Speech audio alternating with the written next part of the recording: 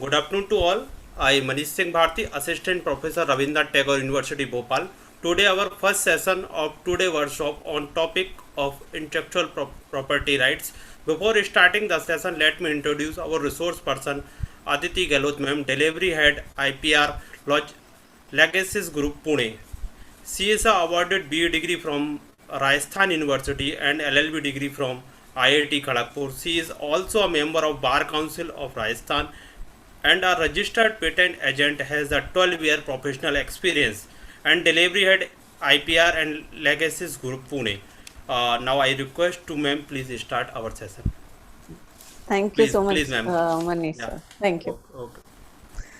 So I will share my screen Yes. and Yes, ma'am. then I'll be able to take from there. Yeah. Ma'am, it will be better if you use Hindi words in between our session. Okay. Yeah. So mix bilingual भी चलेगा ma'am ऐसा नहीं okay, है okay. ठीक है, Yeah. Yeah.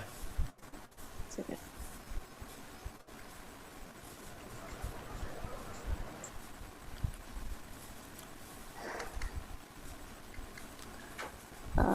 Screen है अभी मेरा viewable? Yes. Yes, ma'am. Yes. हो गई शेयर हो गई मैम Okay. ठीक है. So I mean आज का session will be doing on intellectual property rights. So this session we are doing in two parts. Today we'll go for basics of intellectual property rights, and for tomorrow we will go through patents. What is specifically what is patents? So मतलब एक general awareness type of data slide पे दिया है. Basically innovation is everywhere. So if you we are in academics and we know how much innovation is becoming important. There are a lot of startups that are coming up. There are a lot of students who are doing graduating from engineering colleges, and they are starting their own business based on some idea. So basically this is some statistics on how much innovation is happening over a period of time. So almost like 90% of data is generated new data. So that fast the application is coming. So as soon we get lot of data, the old data becomes not useful, and then there's another someone new people will come, they will start with their own idea, and that is how there's so much of change and there are so many ideas that are coming up.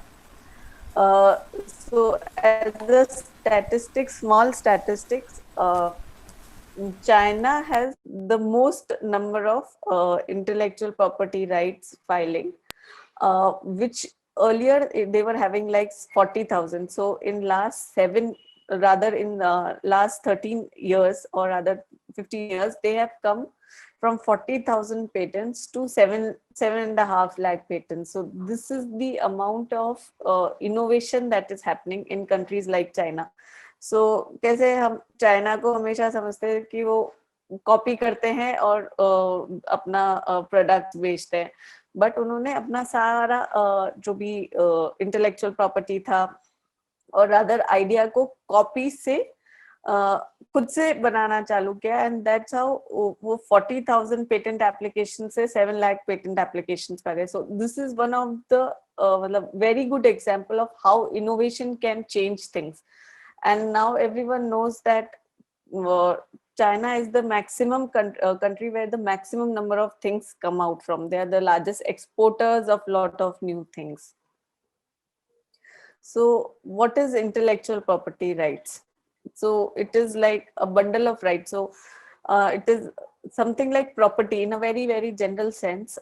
If we consider property, we have some land that we buy, or there is a car that we have bought, that is a property. But intellectual property is property of your mind, what you have developed in your mind. uh, अपने दिमाग से क्या create किया, उसमें नया क्या सोचा, नया क्या आइडिया लगाया, वो intellectual property rights. Okay. And protecting that idea. So if you are buying a land, we do the registry of the land. If you are buying a car, you get it registered at RTO. You will go and have it in the car is in your name. Same ways, if you are developing something from your idea, you will have to go and get a protection for it, and that is called as intellectual property rights. अभी वो idea different sense तरीके के भी हो सकते हैं, and different idea different तरीके से प्रोटेक्ट करते हैं, but in very general sense anything that comes out of mind and is a new and is creative is called as intellectual property rights. And if there are any questions, please feel free to ask. We can discuss now, or I'll take like 45 minutes to go through my presentation, and uske baad mein jo bhi questions hai, you can ask me then. So why, sorry. Ma'am जिसको ये question answer panel है, इसमें question लिख देंगे बच्चे अगर जिनको भी पूछना हो. ओके. सो आप साइमल्टेनियसली मैं उनको क्वेश्चंस कर पाए या maybe later okay, later better आएगा. Okay. So intellectual property rights हम क्यों फाइल करें, उसका इम्पोर्टेंस क्या है, इज बिकॉज दो मेजर इम्पोर्टेंस है. एक तो if there is someone who is copying your idea, तो they will not be able to copy your idea because that application और दैट क्रिएशन और that idea is in your name. And second is that nobody else can file the IPR. आपने नहीं file किया, but किसी और ने जाके आपके आइडिया को अपने नाम पे प्रोटेक्ट कर लिया, फिर आप कुछ नहीं कर पाएंगे.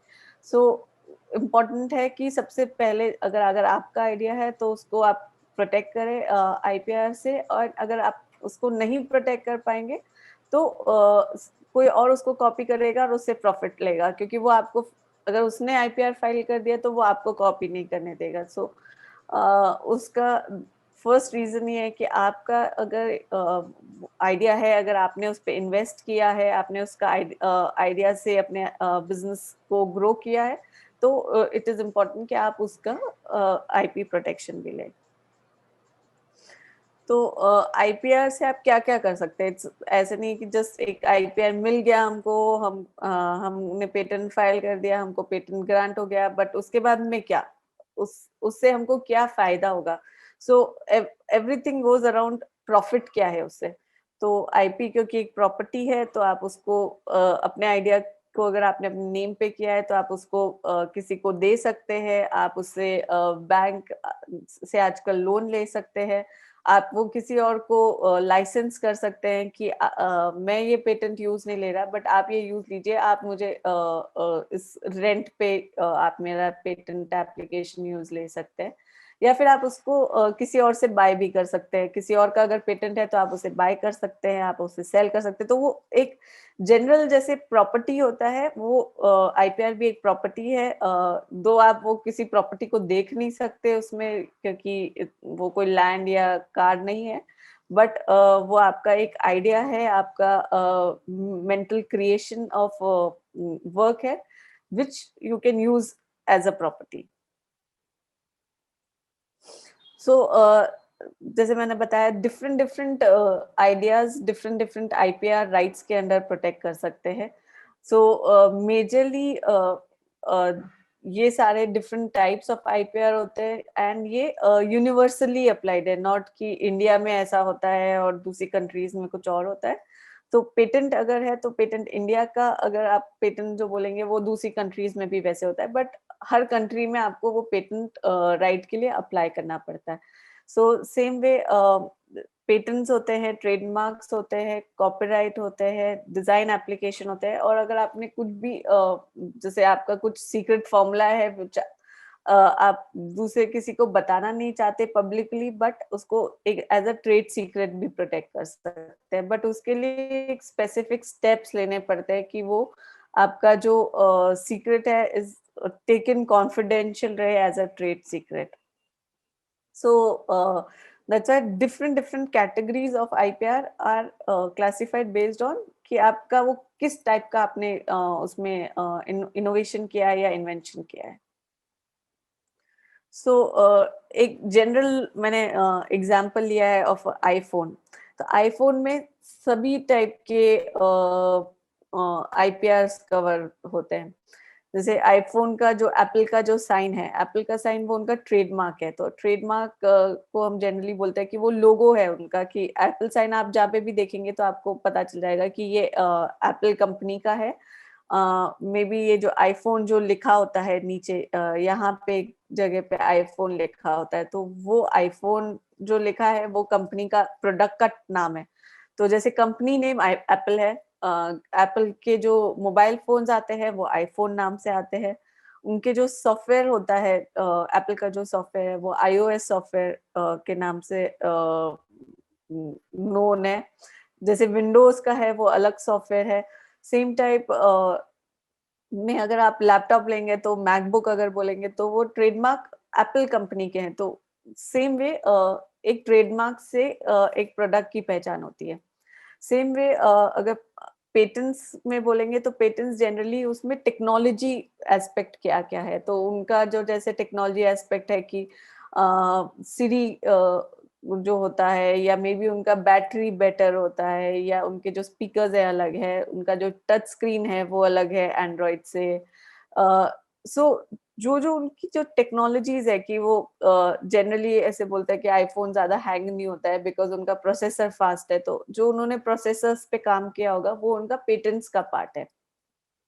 वेरएस कॉपीराइट का पार्ट होंगे कि उसमें उन्होंने क्या क्या कोड किए हैं, सॉफ्टवेयर कोड्स क्या है. एप्पल की अपनी एक रिंगटोन है जिससे जनरली पता चल जाता है कि ये एप्पल फोन का फोन बज रहा है. सो रिंगटोन, सॉफ्टवेयर कोड, या फिर जो मैनुअल्स होते हैं उसके अंदर जो इंस्ट्रक्शन मैनुअल्स हैं वो कॉपीराइट्स का पार्ट होते हैं. एंड डिजाइन्स है जैसे ओवरऑल कैसा वो दिखता है. सो जनरल डिजाइन्स को हम बोलते हैं कि एस्थेटिक लुक क्या है, और प्रोबेबली आंखों से जो नजर आता है वो डिजाइन का पार्ट होता है. तो ओवरऑल वो फोन कैसे दिखता है साइड से, यहाँ पे कर्व्स रहते हैं उनका जो या कैमरा रहता है वो इस तरफ रहता है. जनरल कितना लंबा होता है फोन. सो डिजाइन में उनका डिफरेंस क्या होता है, प्लस उनका जो स्क्रीन पे डिफरेंस है. तो कलर पैटर्न्स जैसे रहते हैं, या फिर उनके प्लेसमेंट ऑफ बटन्स कैसे हैं, वो सारा डिजाइन का एस्पेक्ट होता है.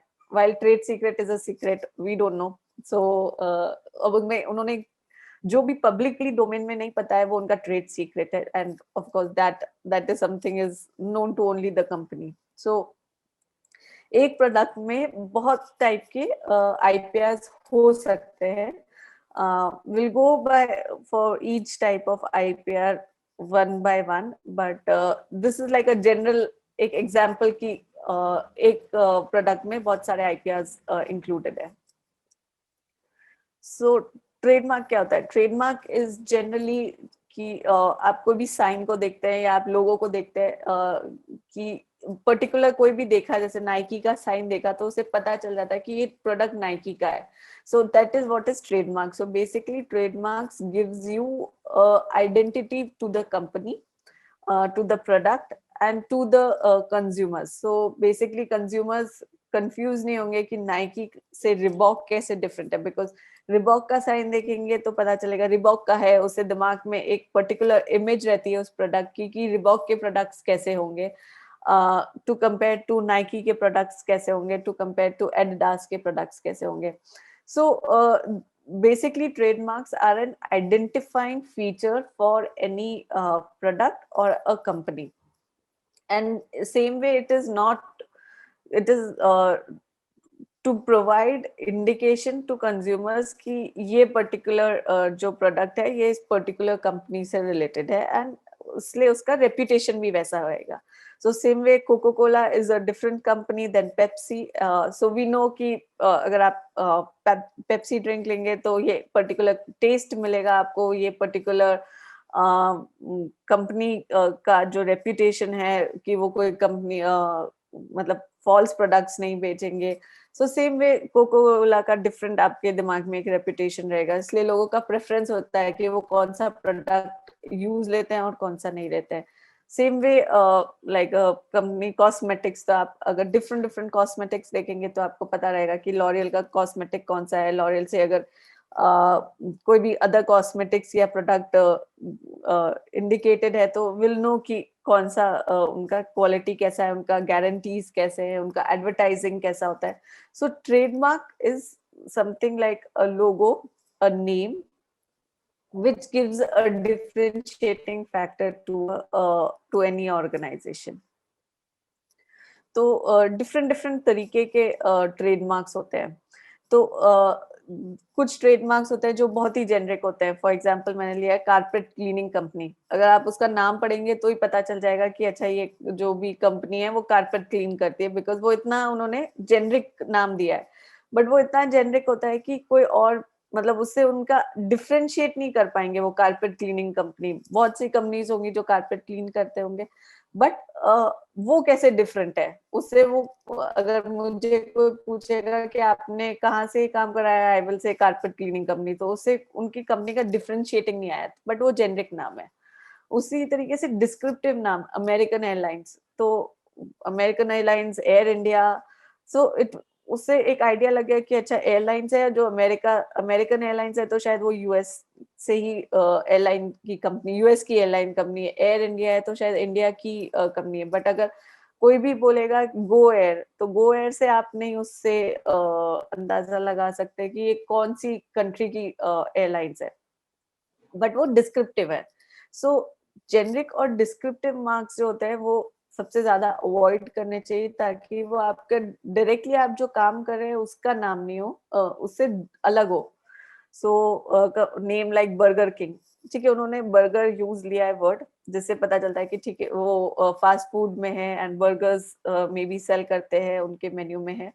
बट सेम वे अगर आप उसे कंपेयर करें मैकडोनल्ड्स, सो मैकडोनल्ड्स में आपको नहीं पता चलेगा कि वो क्या मतलब वो कुछ फास्ट फूड का चेन है या उनके कोई प्रोडक्ट्स मिलते हैं या वो कोई इलेक्ट्रॉनिक्स आइटम बेचते हैं, उससे कुछ भी नहीं आइडिया लगेगा आपको. तो वो सबसे बेस्ट होते हैं काइंड ऑफ ट्रेडमार्क, क्योंकि उनसे वो अपना डिस्टिंक्टिवनेस बना सकते हैं. बट बर्गर किंग में कैसे पता है कि ठीक है बर्गर है एंड प्रोबेबली वो सबसे अच्छा बर्गर बनाते हैं, तो उन्होंने अपनी कंपनी का नाम बर्गर किंग रख दिया है. सो ये बीच के तरीके का है, अच्छा है बट बहुत अच्छा नहीं है. But same time arbitrary word like Apple, if you use word, अगर हमें कभी पता नहीं होता कि Apple electronics and computer related कोई कंपनी है, तो लोग सोचेंगे कि एप्पल प्रोबेबली कोई मतलब फ्रूट बेचने वाले या किसी का खेत होगा जिसमें एप्पल होते होंगे, इसलिए उनके कंपनी का नाम एप्पल है. बट उनका काम और उनका नाम is different. That is one of the good types of trademark, because उससे डायरेक्ट रिलेशन नहीं है. Then is fanciful type of trademarks, जिसमें उसका कोई डिक्शनरी मीनिंग नहीं है. मे बी दो वर्ड्स को ज्वाइन करके बना दिया या डिफरेंट लैंग्वेज का बना दिया. मे बी लाइक हम जनरली इंग्लिश नेम्स और हिंदी नेम्स लेते हैं, किसी ने संस्कृत या लैटिन नेम का बना दिया and it is a different fancy name रहता है. So and everyone remembers the fancy name. So main idea trademark का ये होता है कि name should be different. It should be something that people can remember, and it is not directly कि ये हम काम करते थे इसलिए हमारा कंपनी का नाम ऐसा है. So that is why I've written कि generic marks are capable of trademark protection, but they are very very मतलब descriptive in their nature. So the best of the trademarks are which are arbitrary or fanciful. So जैसे well known marks है, एक category होती है कि आप जिसमें वो मार्क्स हम इतना जानते हैं कि वी नो कि वो क्या काम करते होंगे. लाइक अगर कोई बोलेगा मर्सिडीज, तो मुझे पता है मर्सिडीज ऑटोमोबाइल्स से रिलेटेड कंपनी का नाम है, जिसमें बहुत सारे टाइप के कार्स आते हैं, और प्रोबेबली जैगुआर या तो वो भले ही ऑटोमोबाइल सेक्टर के हो, बट मैं अपने कोई, अगर मैं, मेरा कोई क्लाइंट होगा, वो रेस्टोरेंट खोलना चाहेगा और वो अपनी कंपनी रेस्टोरेंट का नाम अगर मर्सिडीज रखना चाहेगा तो वो नहीं रख सकता, क्योंकि मर्सिडीज का अपना एक ब्रांड वैल्यू हो गया है अभी, कि एवरीवन नोज कि Mercedes will be related to automobiles. तो अगर मैंने किसी को बोला कि आप रेस्टोरेंट खोल सकते हैं मर्सिडीज नाम से, तो उसमें क्या होगा कि कंज्यूमर्स कंफ्यूज हो जाएंगे, वो उनको लगेगा प्रोबेबली मर्सिडीज ने अभी रेस्टोरेंट्स में भी इन्वेस्ट करना चालू कर दिया है, या मे बी उन्होंने मर्सिडीज के रेस्टोरेंट्स भी अब खुल गए, तो उससे पब्लिक कंफ्यूज हो जाएंगे। तो इसलिए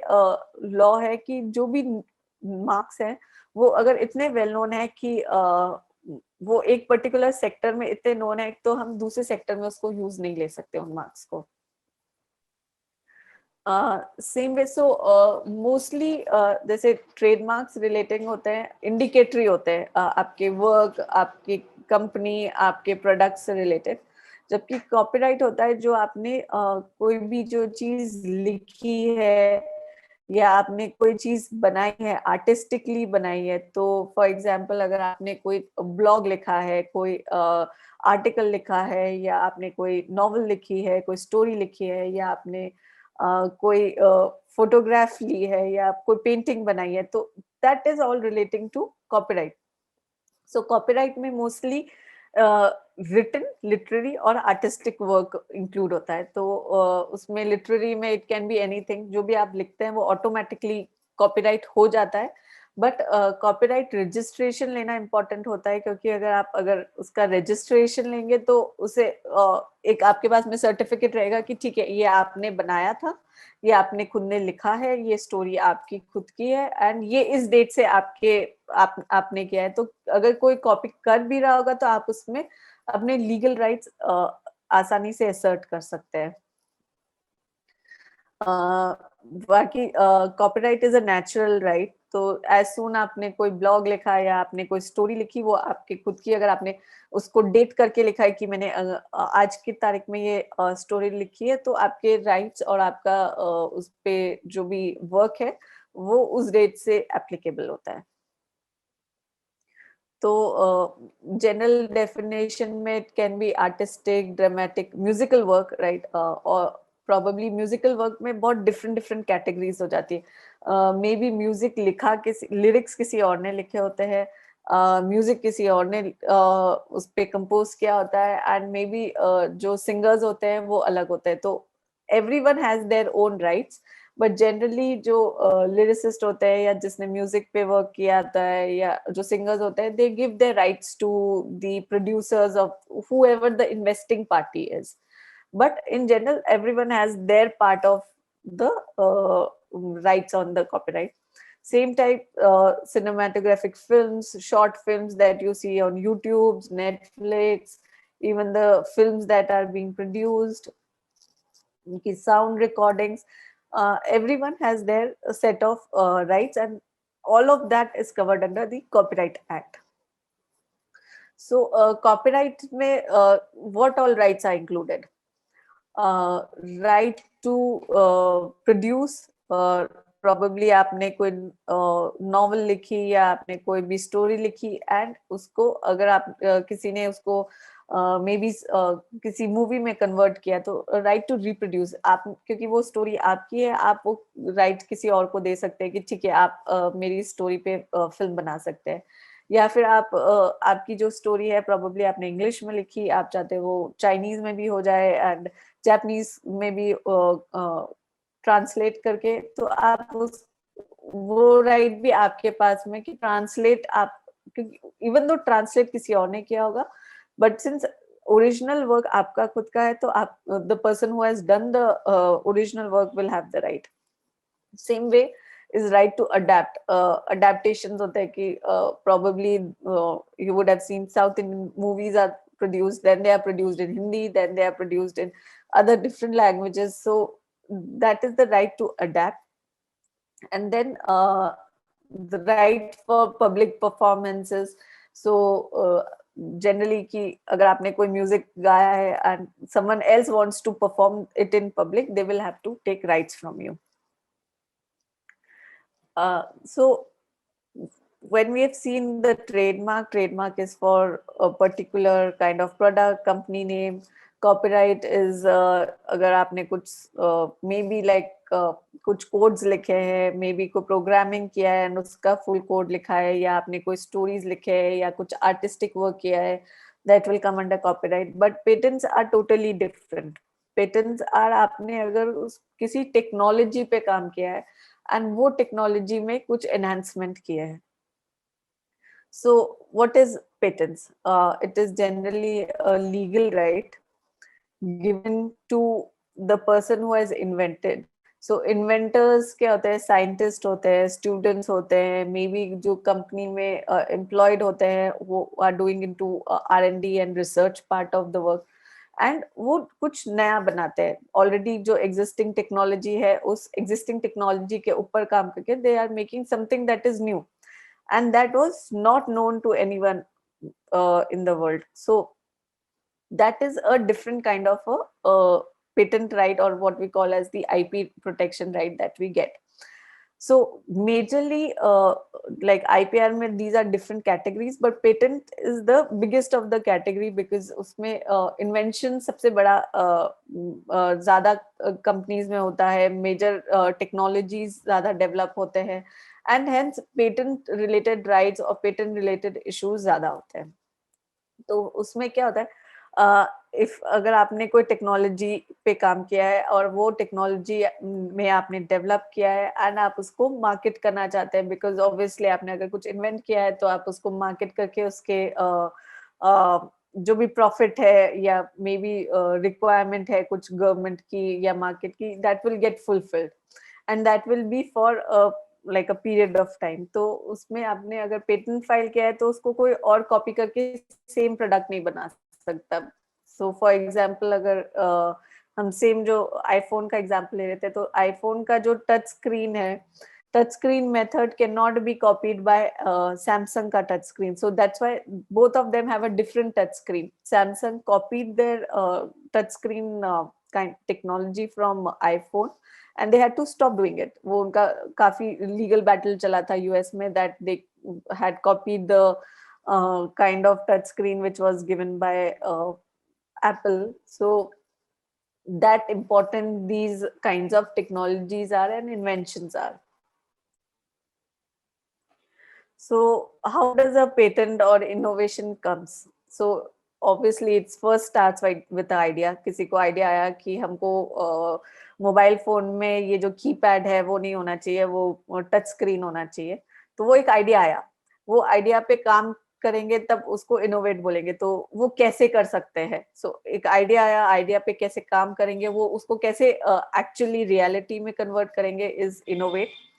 देन उसको जो इनोवेट किया है उसको प्रॉपरली आईपी राइट्स में कैसे प्रोटेक्ट करेंगे, उसके लिए क्या पेटेंट फाइल करना चाहिए या कॉपीराइट फाइल करना चाहिए या कॉम्बिनेशन में पेटेंट और कॉपीराइट करना चाहिए, एंड देन उसको कमर्शियलाइज करना एंड देन उसको एनफोर्स करना. तो आईपी आपने ले लिया, बट अगर आपने उसको यूज नहीं लिया तो उसका कोई वैल्यू नहीं रहेगा, बिकॉज वो चीज मार्केट में अवेलेबल नहीं है, वो चीज किसी और ने यूज नहीं ली तो उसकी मतलब उसका कोई वैल्यू नहीं रहा.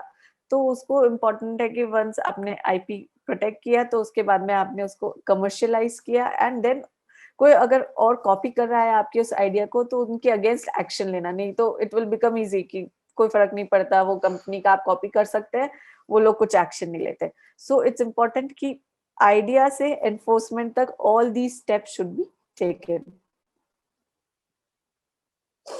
So this is the idea of innovation. This is very general idea कि innovation क्या होता है. Innovation starts with idea and then it gets completed from implementing it, because simply having an idea will not help unless you are able to actually practically implement it. So start with the idea, innovate on that idea, and then implement that idea. And that implementing the idea should have some economic goal or economic beneficial होना चाहिए, उसका कोई requirement होना चाहिए rather market या general public में. Because अगर उसका कोई रिक्वायरमेंट ही नहीं है तो कोई उसको यूज नहीं लेगा and that innovation will go in waste. So, like in general, IPR decision happens in 3 phases. First, discovery phase. Discovery phase is the phase of having the idea. How do you get the idea is determined. So it's like a अगर एक general तरीके में बोलेंगे तो PhD हम करते हैं तो हम एक प्रॉब्लम स्टेटमेंट लेते हैं. उस प्रॉब्लम स्टेटमेंट में फिर हम कैसे उसमें उसको सॉल्व कर सकते हैं, उसके 2-3 तरीके निकालेंगे, फिर बेस्ट मेथड निकालेंगे. So same way we identify where the problem is और where the requirement is. Innovation कहाँ पे चाहिए. कई कई इंडस्ट्रीज में इनोवेशन चाहिए ही नहीं बिकॉज ऑलरेडी बहुत लेवल तक काम हो चुका है. That scope of innovation is very less. So we have to determine where the scope of innovation is. Then does that scope of innovation can be done by the people we have. So if for a company perspective, maybe वो company उन्होंने scope of innovation देखा किसी automobile में, but company is making softwares, तो automobile का innovation will not help the company that is in software. तो उनको देखना है कि वो फोकस, वो उनकी कंपनी का फोकस है कि नहीं है. देन उनके कंपनी में इतने रिक्वायर्ड पीपल है कि नहीं है जो उस टाइप ऑफ इनोवेशन पे काम कर सके. एंड देन उनको किसी के साथ में कोलैबोरेट करने की जरूरत है क्या. तो lot of times you would have seen कि लॉट ऑफ इंस्टीट्यूट्स और universities collaborate with companies to make joint collaborations होता है to work on any kind of R&D. Because कुछ रिसोर्सेज किसी के पास में होते हैं, कुछ रिसोर्सेज किसी के पास में होते हैं. They collaborate to make innovation. So that is the part of the discovery phase that happens, and that is when you determine कि क्या इनोवेट करना है, क्या प्रॉब्लम स्टेटमेंट है, उसमें राइट पीपल कौन से है, and how each of them will help in contributing. Then protect.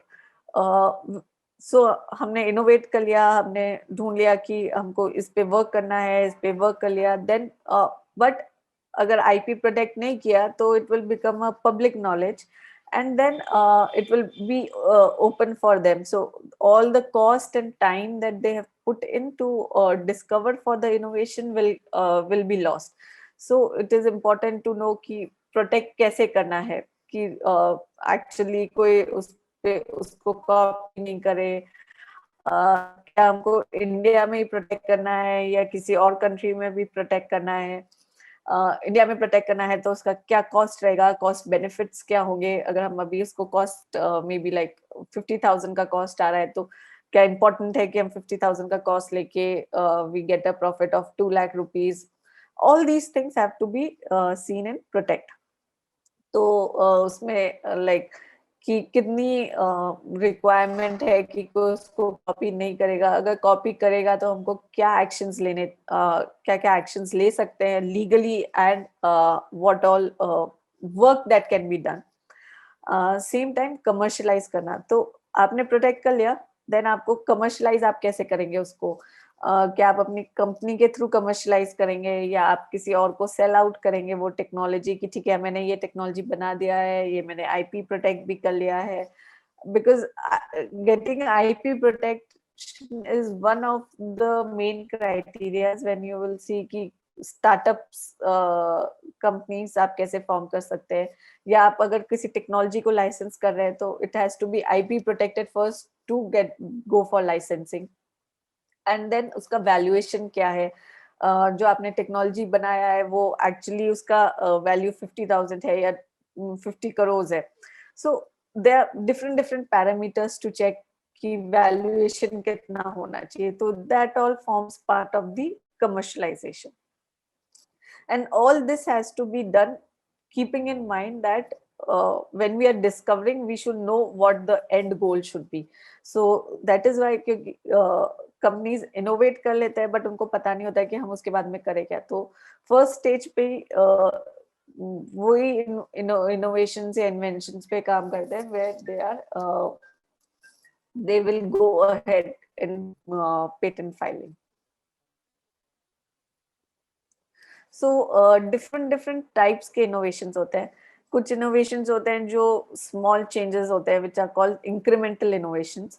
सो वो कोई ऑलरेडी पर्टिकुलर प्रोसेस था, may be like bottling of Coca Cola. So bottling का एक प्रोसेस है, बैच प्रोसेस, उसमें मशीन ऐसे वर्क करता है टू ऑटोमेट. मे बी उन्होंने बेटर कर दिया कि पहले 10 बॉटल्स ई 1 मिनट में होते थे. Now with this process it is more hygienic and they will be able to do 15 bottles in a minute. So that is incremental ki chota change karke they can improve something or maybe get new product itself in mind.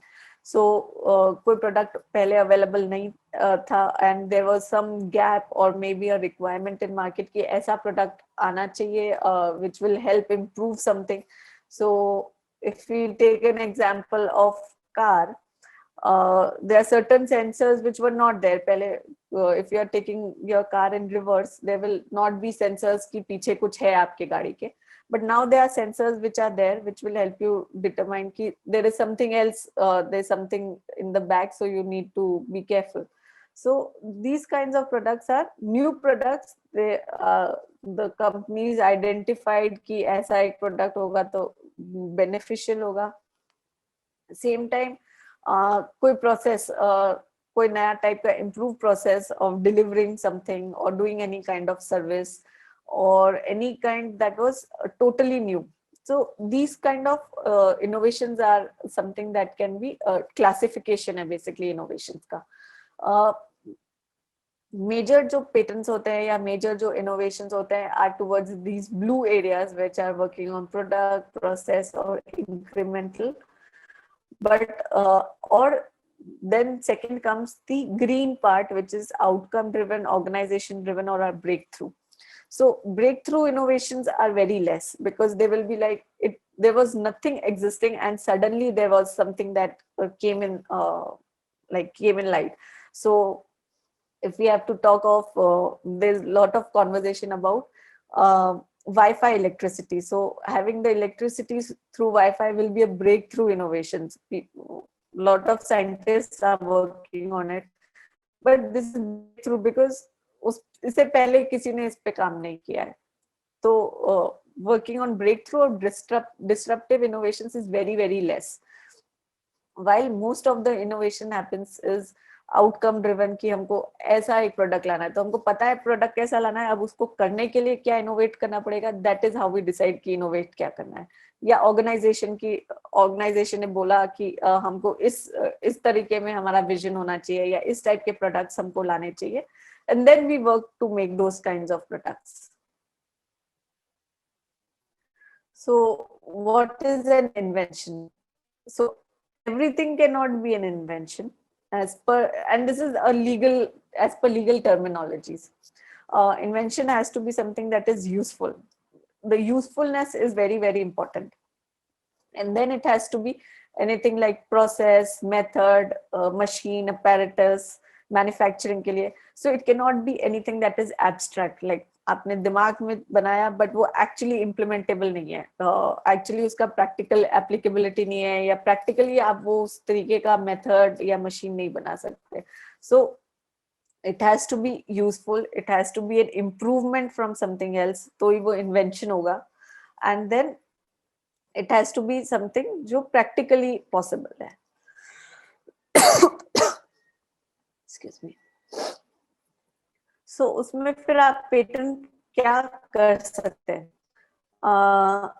उसमें invention जो आपने सोचा कि ये invention improvement है, it और ऐसा method available नहीं है, बट उसके साथ में वो ऑब्वियस नहीं होना चाहिए और उसका कुछ एप्लीकेबिलिटी होना चाहिए कि वो इंडस्ट्री में कोई रिक्वायरमेंट है. उसका industry requirement is like a market requirement और अ पब्लिक रिक्वायरमेंट, एंड वो ऑब्वियस नहीं होना चाहिए कि आपने कुछ इन्वेंट किया, वो आपने 2-4 चीजें उठाई और उनको मिक्स करके अपना बना दिया. तो it should not be something कि you have seen one thing, then 2 thing, then 3 thing, and then decided कि इसको हम करेंगे और उससे डिफरेंट कोई रिजल्ट नहीं आया. उससे अगर रिजल्ट डिफरेंट आ रहा है, बेटर रिजल्ट आ रहा है, तो मे बी आप पेटेंट कर सकते हैं, बट उसे अगर सिर्फ कॉम्बिनेशन का रिजल्ट आ रहा है तो it can not be patented. So major criteria of getting a patent is that it should be novel, new होना चाहिए, पहले से existing नहीं होना चाहिए, non obvious होना चाहिए, और industrial उसकी requirement होनी चाहिए. So similarly I said कि abstract नहीं होना चाहिए, mind में हमने सोचा कि ऐसा कुछ कर देंगे, but वो actually practically applicable नहीं है. तो business ideas, or maybe that is against the law of the universe, against the gravity something काम कर रहा है, but मतलब it is not possible, something that is not possible in plain scientific terms, or it is some artistic creation, because artistic creation will get covered under your Copyright Act. Sorry. Then risk of disregarding IP. So risk क्या होगा, अगर for example अगर आपने patent नहीं file किया है and आपने कुछ ऐसी particular टेक्नोलॉजी पे काम किया which was very very important, तो उसका वैल्यू कम हो जाएगा बिकॉज आपके पास में आईपी राइट्स नहीं है. आईपी वैल्यू इसलिए कम हो जाएगा क्योंकि वो फिर ओपन है कि आपके कॉम्पिटिटर्स भी सेम टाइप का टेक्नोलॉजी आपका कॉपी कर सकते हैं.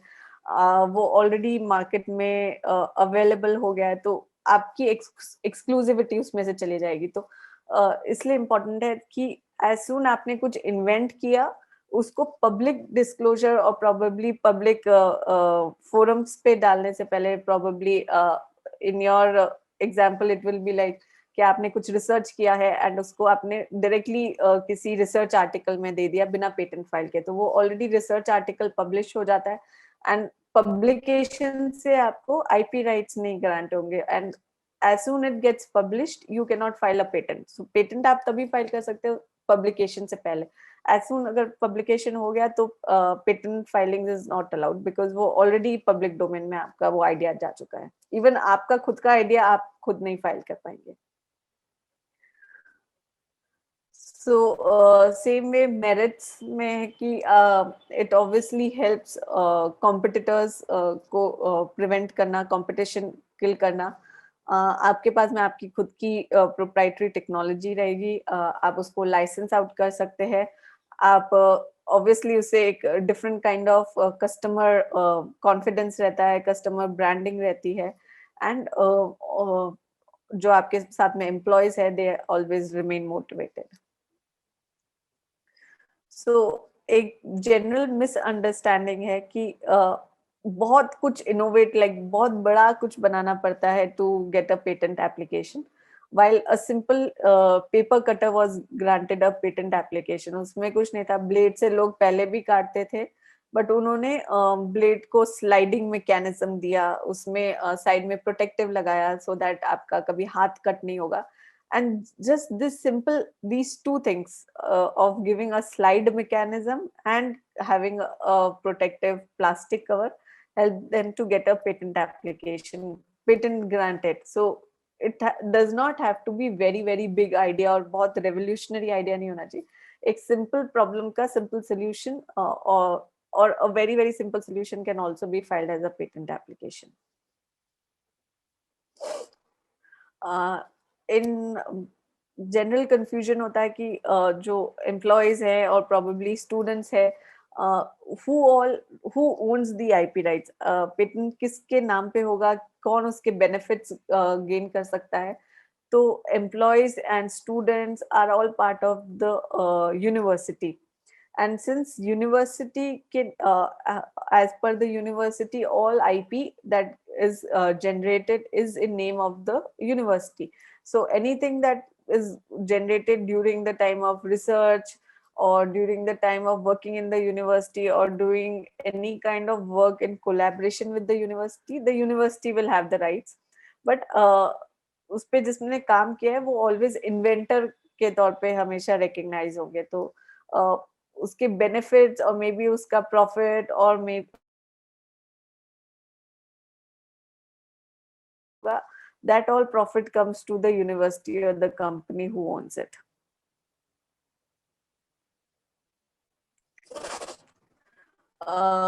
Sorry. Then who is the inventor? Like I said, it is anything that is made is owned by the company or the university, but the inventor remains the person who has invented the idea. So for example, agar student hai and they have worked to do any kind of research, they will remain the inventors of the particular kind of technology. So inventors are the enablers of the idea, who have worked on the idea to make it an invention. How can one protect oneself? So how can you make sure that आपने जिस invention पे काम किया है वो किसी कोई और copy नहीं कर रहा है, आपको due credit उसका मिल रहा है because you have worked. So best or the most required part is documenting your ideas, in kind of notebooks or your research papers, but not publishing them. It's keeping the documentation with you so that anytime you have to say that, see, I worked on this idea like almost 2 years back. So having the report of inventions helps in keeping the documentation that you are the person who have worked on the idea and not someone else. So basic idea of IP rights is staying ahead of the competition. So in general, if we say IP rights are to protect any company or their inventions, their ideas, their creations of mind, and then staying ahead so that nobody else is able to copy and they are able to make a different kind of work or different kind of entity which is recognized within the market, that this is the company that does this is the company that does a lot of innovations, inventions, and hence they are valued on that sense. So similarly, agar universities mein to you will be able to value your work saying कि हमने इतने patents file किए हैं, हमने ये kind of technologies नई develop की है, and ये जो particular inventions हमने बनाए हैं वो market में इस तरीके से available है, and वो collaborations में है probably किसी company के साथ में. So all these things, they are like filing a patent application or filing a IP application is as important as doing any kind of journal publications. So as important a journal publication is or any kind of research paper is, protecting with the right IP is equally important, is I think what should be the motto. Ma'am, how much time remaining? Yeah, so I have completed with my presentation rather. If there are any questions, I can take the questions now. Yeah. So audience and dear participants, have any question? Please write in query chat box. So, and ma'am, some question regarding patent filing, myself. Ma'am, is there a difference between design patent and full patent? Yes. So design patent होता है सिर्फ उसके aesthetics के लिए, maybe the how it looks. Like अगर आपने कोई particular table बनाया है या आपने कोई pen बनाया है, bottle बनाया है, तो वो कैसा दिखता है. Yeah. But patents is कि वो कैसे काम करता है. Maybe so for example, same example of car. तो कार का जो structure है, बाहर से कैसी दिखती है वो car is design patent. But वो कार का जो कंपोनेंट्स हैं, मशीन्स हैं, वो कैसे काम करते हैं, वो part of the patents. But ma'am, अगर हम मैकेनिकल में बात करें तो मैकेनिकल में जनरली हम जो डिजाइन करते हैं तो हम उसके सारे पैरामीटर कंसीडर करके करते हैं. सपोज कोई मैकेनिज्म में सपोज हमने कोई न्यू मैकेनिज्म डिजाइन की कि ये नई है और दूसरा इतना फोर्स से ट्रांसमिट करेगी, इतना फोर्स इनहेंस करेगी, सपोज कोई मैकेनिज्म. तो इस टाइप की डिजाइन को हम क्या वो डिजाइन बोलेंगे जो आप बता रहे हो, एस्थेटिक डिजाइन आपने बोला? नहीं, तो उसमें कैसे फंक्शनल एस्पेक्ट है, बिकॉज आपने जो चेंज किया है उससे एक फंक्शनल डिफरेंस आ रहा है in any kind of machinery जो आपने, जिसका अगर कुछ पार्ट बनाया है उसके पार्ट्स को प्रोबेबली अगर आपने उसका शेप चेंज करा है जिससे उसका फंक्शन बेटर हुआ है, जी. तो वो पेटेंट का पार्ट हो जाएगा. तो जिसमें फंक्शनल डिफरेंस आ रहा है या फंक्शनल एस्पेक्ट है because of change in design, तो that will come part of patent. तो इस टाइप का अगर हम पेटेंट करवाना चाहते हैं तो ये जो हम जनरली जो पेटेंट करते हैं उससे डिफरेंट रहेगा या सेम रहेगा, या इसमें कॉस्टिंग का क्या कुछ फैक्टर है? वो डिफरेंट रहता है। तो पेटेंट जो होता है वो पेटेंट एक्ट के अंडर है और डिजाइंस एक्ट के अंडर है। उनका जो नंबर ऑफ लाइक पेटेंट्स बहुत जल्दी ग्रांट नहीं होता है, उनका जनरल टाइमलाइन 2 to 3 years है। और डिजाइन्स जनरली 1 year में हो जाता है उनका जो भी पूरा प्रोसेस होता है। डिजाइन्स कंपैरेटिवली कॉस्ट उनका कम होता है। Like government fee for example design के लिए 4,000 है, जबकि पेटेंट फाइल करने के लिए 8,000 है। So they are like different cost, mechanisms different है, रिक्वायरमेंट्स डिफरेंट है। So they are absolutely like दोनों अलग अलग है।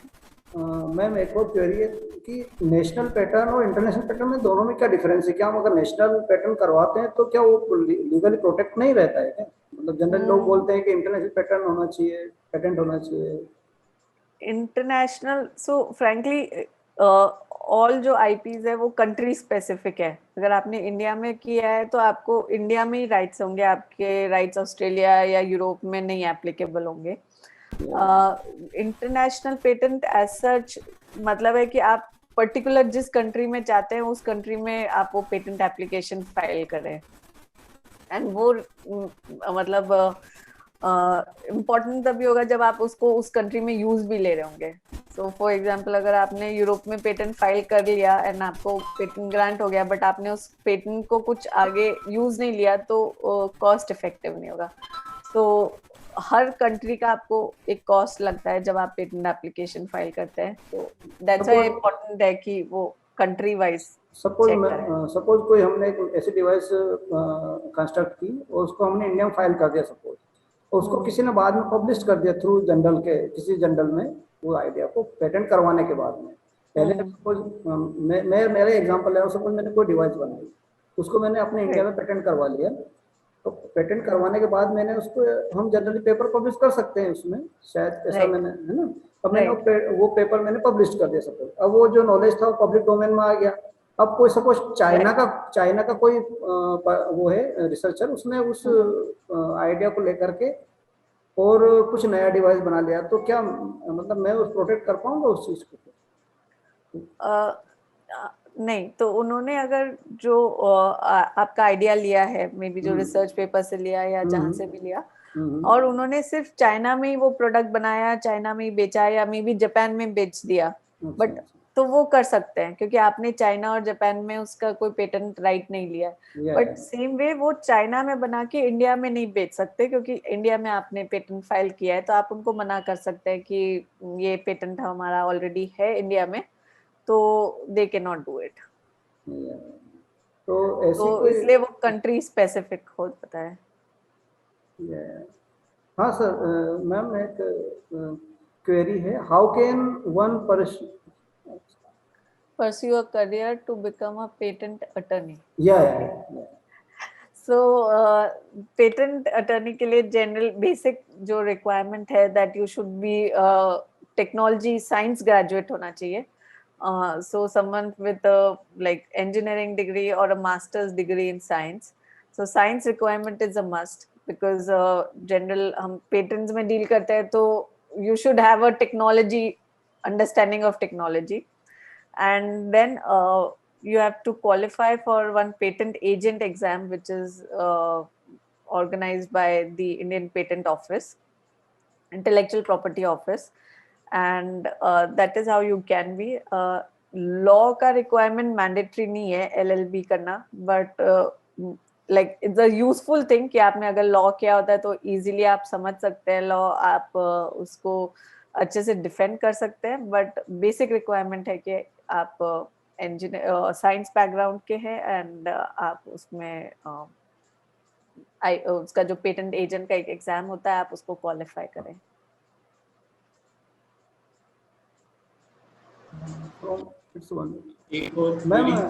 मैम जैसे सपोज एक वर्ल्ड लेवल पे एक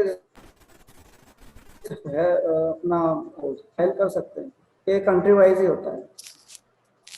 कंट्री वाइज ही होता है। आप डिफरेंट एक दो ऑप्शंस हैं आपके पास में, या आप या तो फर्स्ट पेटेंट एप्लीकेशन इंडिया में फाइल कर दे और फिर आपको पता है कि आपको इन कंट्रीज में फाइल करना है तो आप उसमें डायरेक्टली फाइल कर सकते हैं वो कंट्रीज में जाके।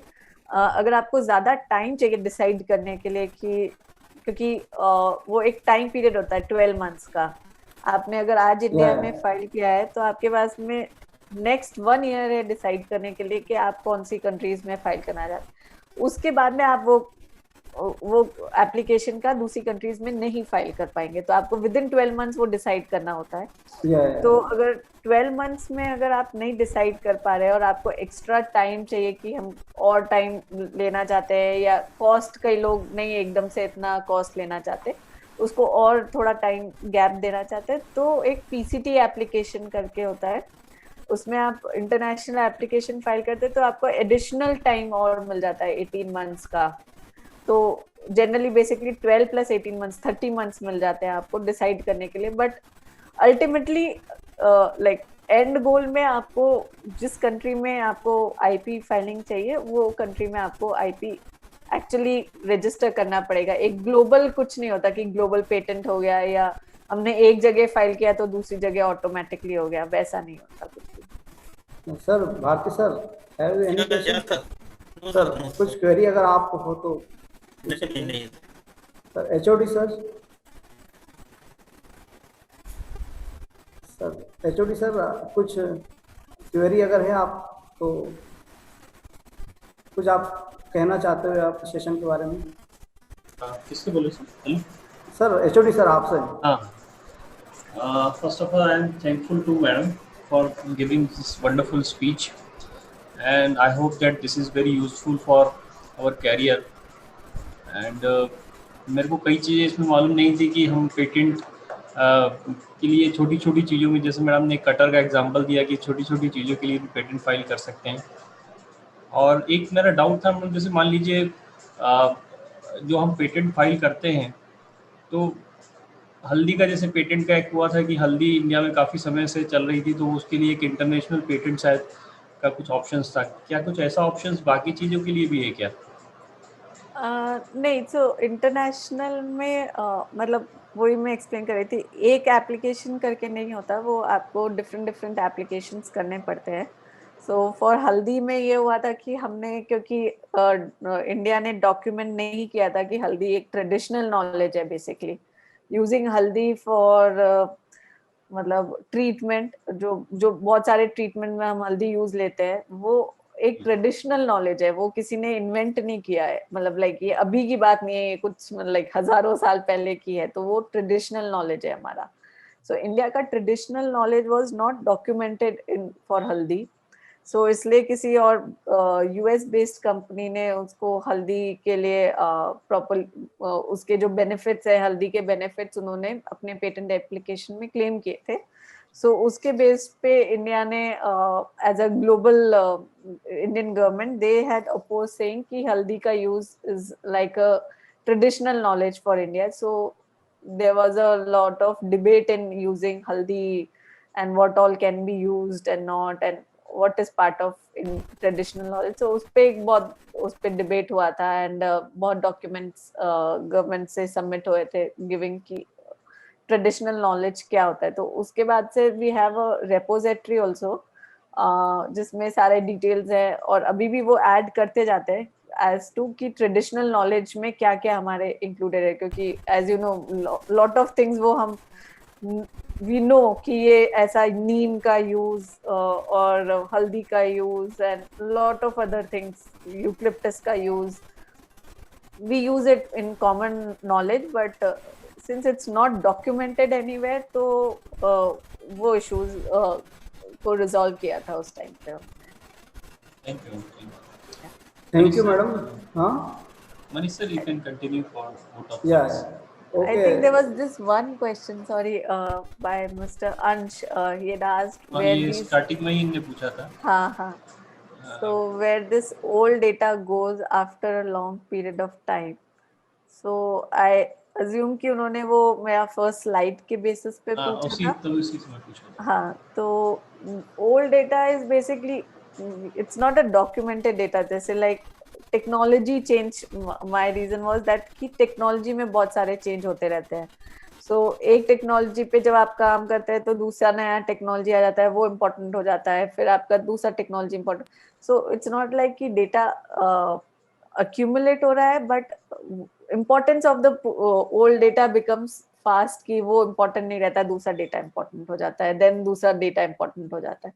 So it gets accumulated in internet, it gets accumulated on journals, it gets accumulated on patent applications, a lot of theses that people write, books that people write, but it's a data that gets accumulated. But उसमें main मेरा जो उसमें reasoning था was कि हमारे पास में इतना data create होता है कि ऑलमोस्ट लाइक पहले इतना इनोवेशन नहीं होता था, पहले इतना टेक्नोलॉजी एडवांसमेंट नहीं था कि कुछ भी हम ढूंढे और हमको मिल जाए। But now since so much information is available online and so much information is easily available that उस पे काम ज्यादा हो रहा है एंड टेक्नोलॉजी जल्दी जल्दी चेंज हो रहा है, पहले इतना जल्दी टेक्नोलॉजी चेंज नहीं होता था।